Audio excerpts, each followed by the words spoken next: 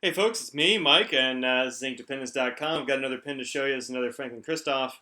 There's a little pouch that it comes with. This is a very handy pouch. Much better than boxes, really, I think. And inside this pouch is the other pin that I'm putting up frantically this week, which is the Franklin-Christoph number 20, Model 20. This is the Marietta. You can see there it's sort of a mottled tiger stripe look. This is called Red Tiger. Here, if I can get some light to shine through it maybe a little bit. And you can see a bit of the tiger stripes. They're very thin stripes, really interesting acrylic, and it looks really kind of cool.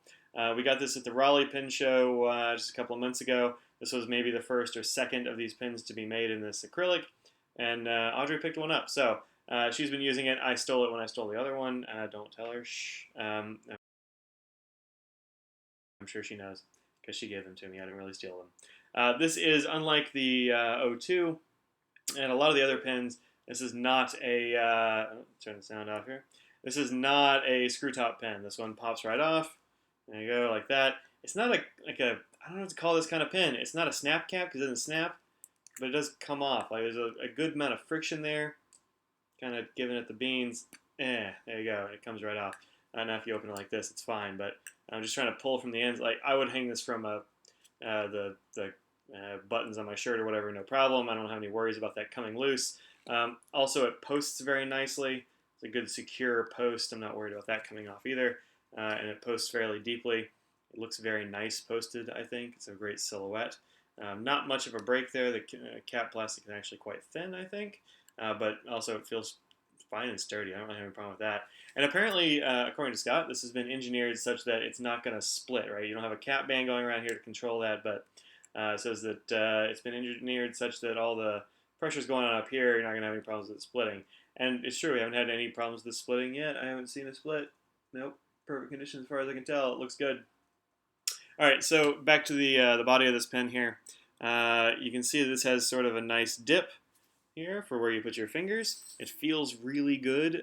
This is probably one of the more comfortable grips. It could do with being a little bit thicker maybe for me, but again, huge hands.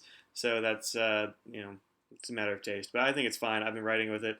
Even with this little tiny extra fine nib, I quite like it. If you are going to get a Franklin-Christoph, my advice is to get the Masuyama nibs. Audrey really liked this extra fine nib. It's not a specialty. It's just a regular old steel extra fine. I don't really think you have to go with gold with Franklin-Christoph. Their steel nibs are great. I think they're nice to look at. They write really well because they test them all before they send them out. They're all hand fitted. They get nibs and they get feeds and stuff. And they put them together and make sure they work. So you should get a Franklin-Christoph that works. That's the way that goes. There's a bit of a taper here at the end to post on. Post goes well. It's got some little grooves there cut into the end. Yeah, no big deal. I think it's a nice little detail. I also think it has something to do with helping the cap stay on the end. You're not going to shake this cap off. It's just not going to happen. You're not going to do it. Opening this up, we see, pretty typical pen innards. Nice hollow barrel. Get sun's going behind a big black cloud. That's probably fine, right? No storms. We got the converter in here. Of course, it's a cartridge converter pen. I suppose you could eyedropper this one if you wanted to, but you can't really see through the barrel, so I don't think there's any point in doing that unless you're just a big fan of eyedroppering. Lots of threads down here at the bottom, so if you're eyedroppering, I think that'll be fine. A little silicone grease down there, and you will be good. Other thing to notice about this pen is that I am pretty sure this is a number 6 nib, but if you compare it to the nib on this one, of course, I'm comparing an extra fine to a massive nib, but the nib size should be the same at the collar. There you go. You notice that one is smaller than, or appears smaller than the other. Well, that's because this collar is very deep here. There's a bit of a, you can see it. I don't know if I can't think I can show it to you on the video here. Let me see if I can do that. No, you can see a little bit of lightening up here through the acrylic. But check out the blog. You'll have pictures that will show that better. But it is recessed a bit, so the nib doesn't look nearly as massive. It fits the scope of the pen better, I believe. I like that a lot. It's a good little touch. And of course, the Franklin-Christoph nib units do twist out, so you can grab it here and kind of twist it, and you can take off the nib unit and replace it with another one. So get yourself an extra nib in case you're not sure what you want. Now, if you do go to a show, stop at the Franklin-Christoph table because they have tons of pens sitting out there as testers. So you can test all the different nib sizes, and there are a lot of them. They stock a lot of nibs. I don't know how they keep track of all of them. That seems like a crazy proposition to me. Also, let's see what else. Oh, on the cap, you've got the Franklin-Christoph 2.0. This is the Marietta. It doesn't say Marietta, but it is. And you got the same kind of grooves up here that you have in the bottom. I think these are just, even if these do have something to do with putting the cap, posting the cap, these are definitely decorative. You're not putting anything on the top of that. But I think it looks really nice. It's a good looking pen. It's understated. The tiger is a little bit, I mean, look, if you're close to it, you can see it. But if you're far away, like it probably looks almost black on this screen. So no problems there. I think taking this one out in public, I certainly would. I like it a lot. It is a bit smaller, so if you have massive hands, this may not be the right one for you.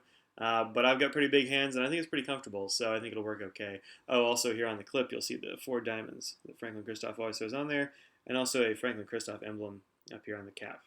The bottom, nothing, smooth. All right, so that's it. This has been the Franklin-Christoph 20. It's the Marietta. This is newish. There will be, in a bit of news, this color is becoming regular. It wasn't until now, I guess, but it's too pretty to not use. So it's not going to be a one-of-a-kind pin anymore, but hey, it'll still be first-of-a-kind-ish. So there's that. There is going to be, however, in limited stock, a pocket-sized version of this guy.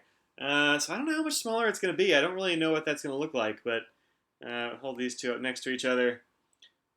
Quaco is a pocket size, so this one, I mean, if they scale it down that much, I don't know, it might be too small for me, but I don't know, I'll try it out. I'll certainly have pictures if they have any left at the DC show, so be watching the blog for that show report. Hopefully it's going to be a good one. I'm going to try to take even more pictures than I usually do, so it'll be a positive glut of pictures.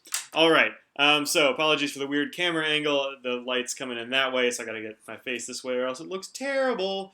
I mean, worse than usual. So anyway, there you go. Also, it's a little bit wobbly because I'm balancing this precariously on my foot. All right, so Model 20, Marietta, really signing off this time. I'm Mike. This is Ink Dependence. If you like what you see here, go over to patreon.com/InkDependence to find out how you can help support the blog and my endeavors. If you want one of these guys, and you should because they're great, go over to Franklin-Christoph.com and look for the Model 20 Marietta. Also, take a swing through the rest of them because I don't think they make a bad pen. They're all great. Anyway, so there you go, Franklin-Christoph. Thanks for making awesome pens and letting us buy them. All right, peace out.